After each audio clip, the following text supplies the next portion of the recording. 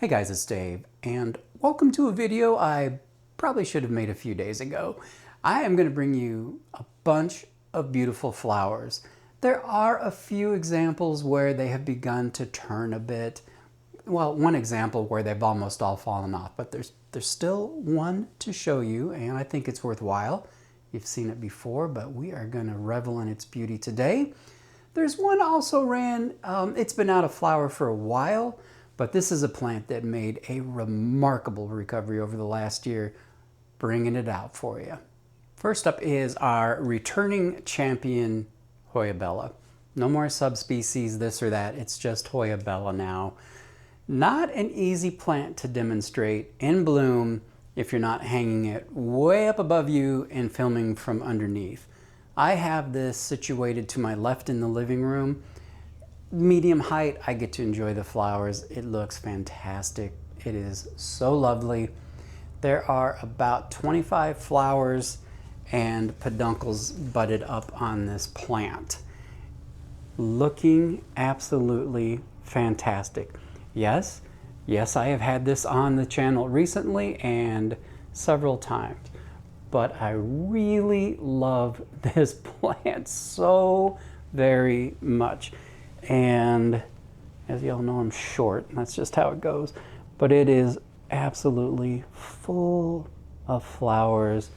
There may be more than 25. I just did a quick count when I was taking a picture for Patreon. It is in, well, okay. It's in this little plastic hanger pot. It's not planted in it though, and it's taped because it slides around. And all the weight goes forward and the listen, okay, look, it's in a 4.5 inch white, one of those marble granite pots that I really like.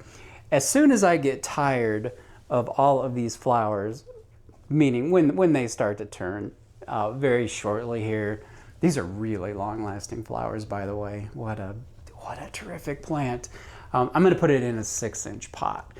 Which is significantly larger than this one.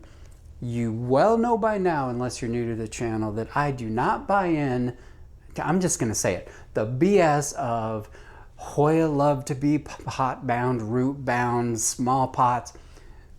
They don't necessarily need a lot of room for their roots, but the surefire way to not grow this plant well is to have it in too small a pot and not be able to keep up with the watering. Doug Chamberlain, of all people, threw his first one away because the leaves just kept yellowing and falling off by droves. I don't know why he took a chance on a second one, but he did, and he realized that he just needed to make sure that it never dries out. This is a plant that, without thinking about it, without checking it, if I look at it and I'm in the mood to water a plant, I water this plant. I take it to the sink and I drench it. That goes against a lot of planty advice for Hoya, I know, but I do not care. It's the way I grow plants, in the substrate I grow it, in the environment I have. I cannot overwater this plant. I could water this plant every single day, no doubt in my mind. That is for thrill seekers. You do not want to have to water your plant that often. And I was having a private discussion with Rod from Planted in Rhode Island, and he's like, that's just what you do for this plant because it's that good. He grows his in self-watering and still has to water it. I think he said twice a week. So very thirsty girl. If you can do that, you're in good shape. This is reputedly a spider mite magnet. I got it with spider mites, just a little bitty thing a couple of years ago or so, and just did the do-it-yourself spray that I always use, and I've never had spider mites on it since. It's a lovely plant. It is a top pick of one I would keep as a forever plant. Hoya bella. By the way, I grow bella in a south window year-round, so quite a bit more light than many people give theirs. I know it's a favorite for people looking for lower light Hoya. I've never done it, can't speak to the results. I certainly have no intention of moving a plant doing that well. All right, I better zip through some of these a little quicker. This video is going to be an hour and a half long, and I have a bike to ride, so I need to get going here. Next up is this novelty Phalaenopsis Zingmin Anaconda, and I have 2 open flowers right now. Really stunning. There are so many novelty Phalaenopsis that it would be difficult for me to imagine that you couldn't find something that would tickle your fancy. Yeah, I said tickle your fancy. I'm 57. I have the right to say that. Along with being long-lasting and really lovely, many of these, if not most, are fragrant. Now, when this first emerged, I wouldn't say that the fragrance was pleasant. And that's coming from a guy who recently described a flower as being burnt plastic with a little spice undertone, and I didn't call that bad.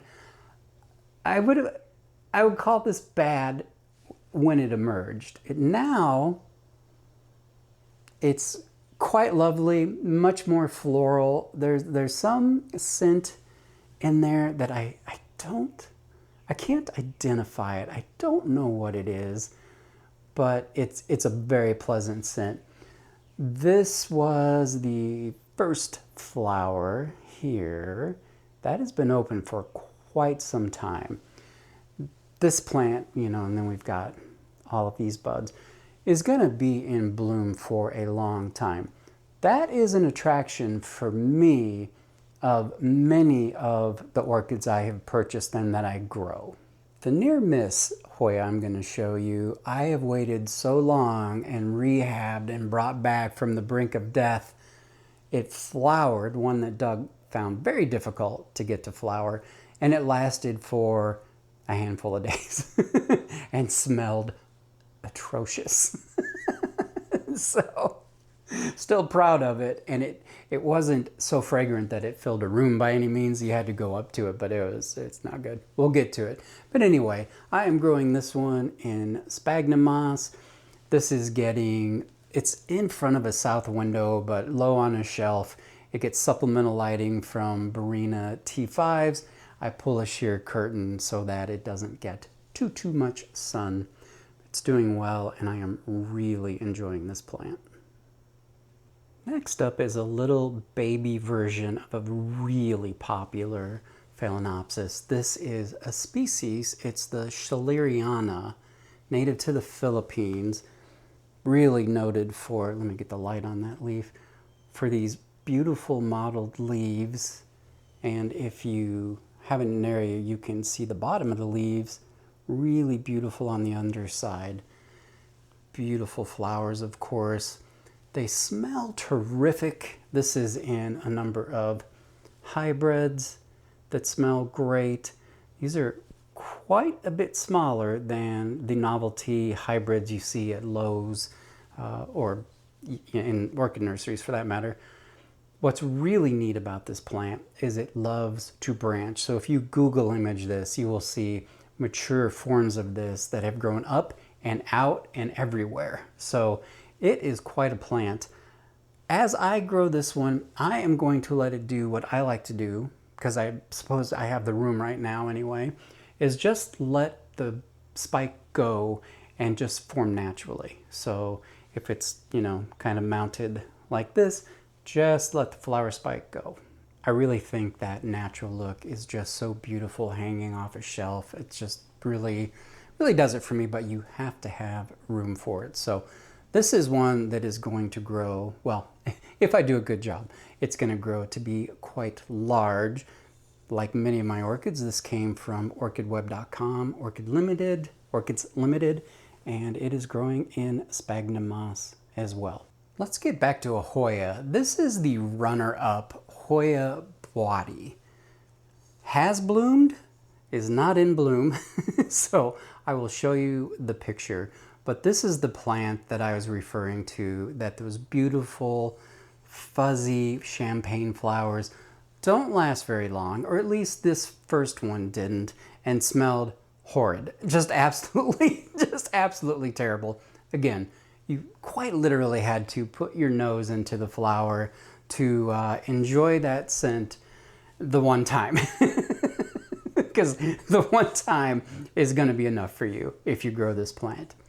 If you grow this plant, do not hold back on the watering can.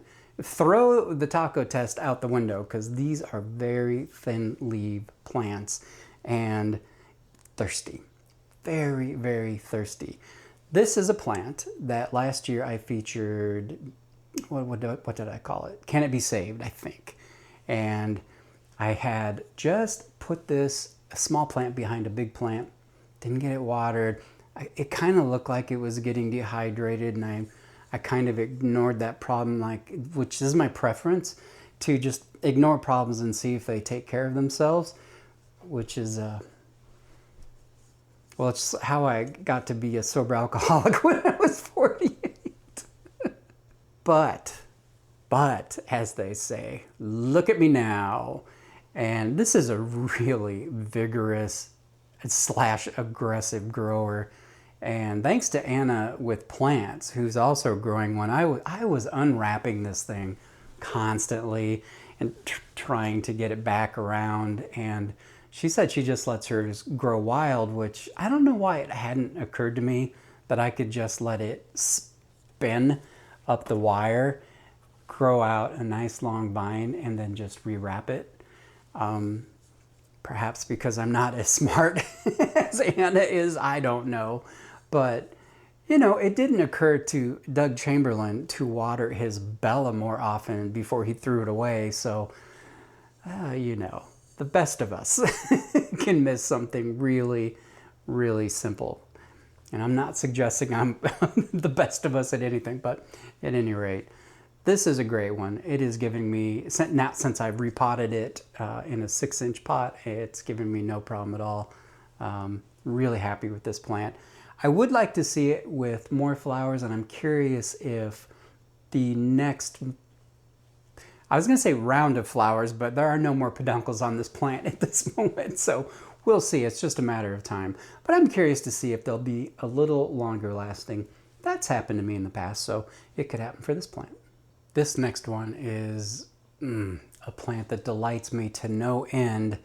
It won't be for everyone, even if you do grow orchids, because it has kind of specific requirements, culture requirements. But this is my Miltoniopsis Burtfield Eileen.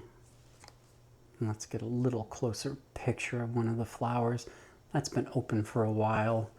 But look at how lovely this plant is. It smells wonderful, but it's not particularly strong. Word around the grapevine is that the white ones are the strongest scented, but this is so fresh and so floral. It is absolutely lovely. These flowers last for, let me stabilize that, for about 2 months under good conditions, and it blooms twice a year. It has been my experience that when I see a estimated life range of flowers, I get the longest side of that, and oftentimes much, much longer. I had a dendrobium that was supposed to have 4 to 6 week blooms for 2.5 months. I just cut the spike because I wanted it to put some more energy into the plant for this fall's blooming. So I think for me, this is a great way to kind of offset the long period of time we often wait for Hoya to bloom and the relatively short period of time they actually stay in bloom. Now, Bella, Matilda, repeat bloomers, oh my Obscura, for instance, they go and they go and they go and they go. And, you know, those are, in my collection, exceptions to the rule. I have many that will bloom once a year. It's like the Magnifica. It's brief and then it's gone. And you kind of have to make decisions like anybody. Like, how long am I going to keep a plant that does that? Once you've had it happen once or twice, do you want to grow a plant for, you know, most of the year just for the foliage if you've seen the flowers a few times. The Magnifica, yes, it is so spectacular, and it's such a unique example of Hoya in my collection that, yeah, definitely worth it. But there are others that I let go last year. They just didn't bring me enough satisfaction. This one, absolutely yes.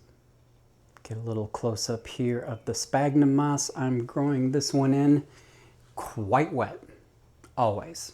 It's compared to most other plants. It's always moist, never dries out. And this is a plant that wants it on the cool side, like a high of 77 in your house during the day, you know, more like 65 or lower at night. It is a cool runner. So for those of you who live in hot climates, maybe don't crank your air down all the way, or etc. and so forth, your plant room just gets warm during the day like this porch does, probably not for you. But for me, I can definitely make cool temperatures work.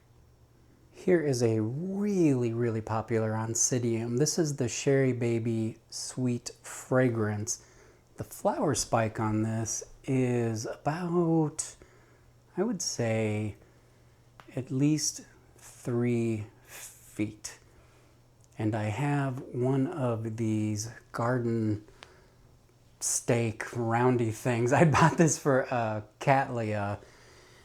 This was draping on its own, and I was moving it to water it, and it occurred to me that is an excellent way to break your flower spike off. These flowers last 2 to 3 months, and this plant blooms twice a year. It's not an expensive plant. For me, that means this is an extraordinary buy. And the key is, I have a 9-foot ceiling, we're good, to keep it quite moist as well. And just look at this fatty pseudobulb, holy Moses. Let's look at it over here. That's really something. Now, if you've ever read anything about this plant, it's that it smells very strongly of candy or chocolate. And I think it's fair to say that this smells like candy chocolate.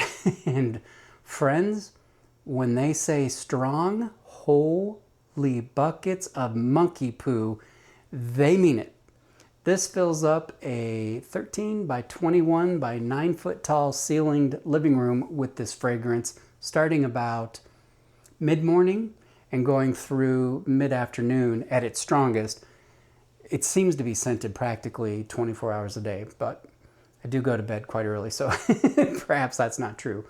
And then, by the way, then it fills the dining room up that's on the other side of an entryway that is also not that small. So this is a very, very strongly scented plant. You might not want this bedside with you. It's getting medium highlight. It's in front of a Barina T10. That's one of those 4-foot tall Barina lights. That's one that I really like a lot. I have 2 of those, and I think they're wonderful, and they're affordable. It's in my Amazon store. They often go on sale a little bit, so a very, very good buy. By the way, if you haven't noticed, I've been noting that I've got a little bit better partnership with Sansi. It used to be 32% off of their products if you use Sansi Dave as the code.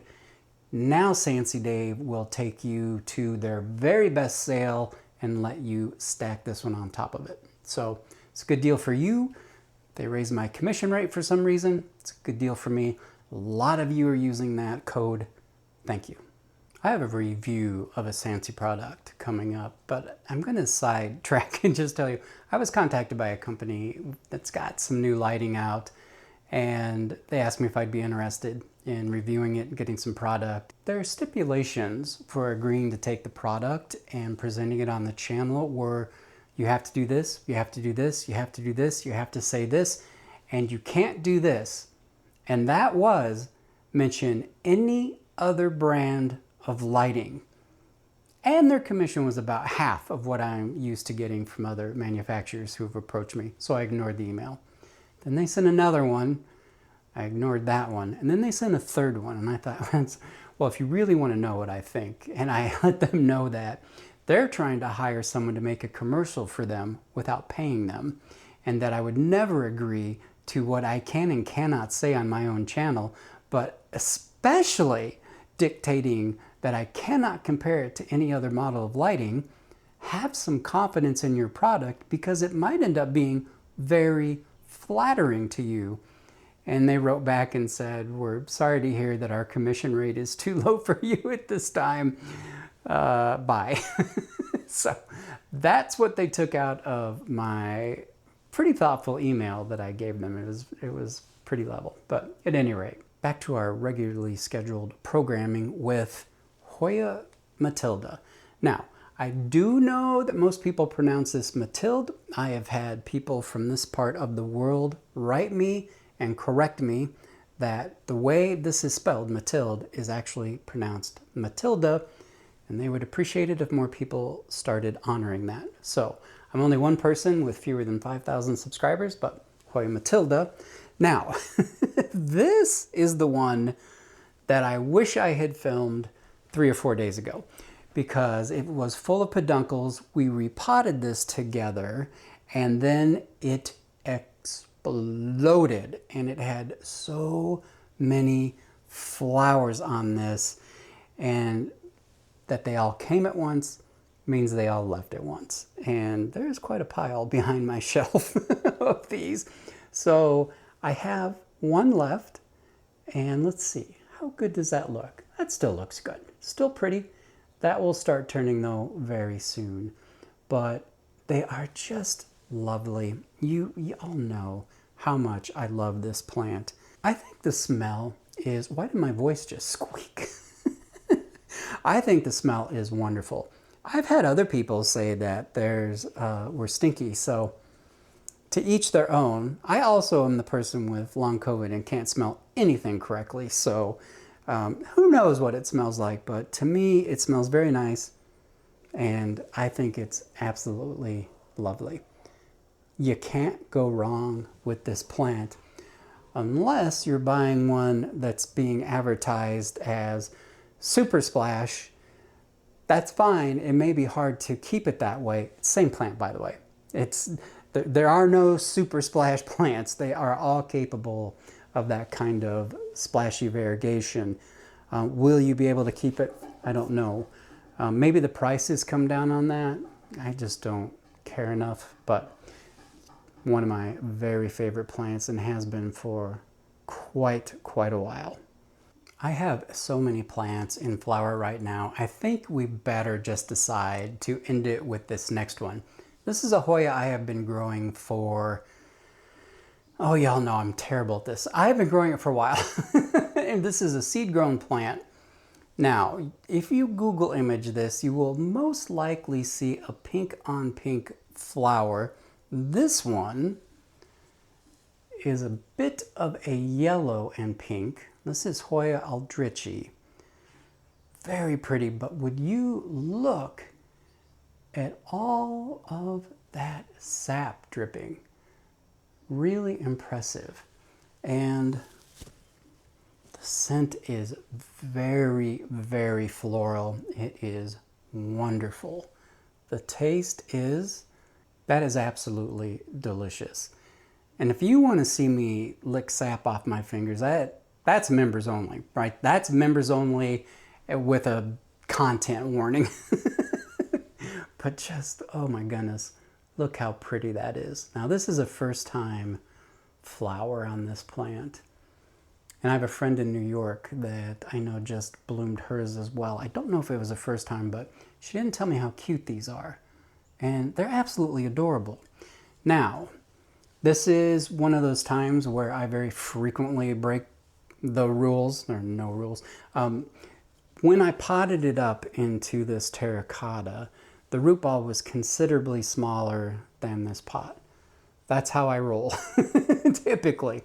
I wish I would have rolled that way with Bella, because I'm just going to have to redo the work I pretty recently did. And it's a thirsty plant.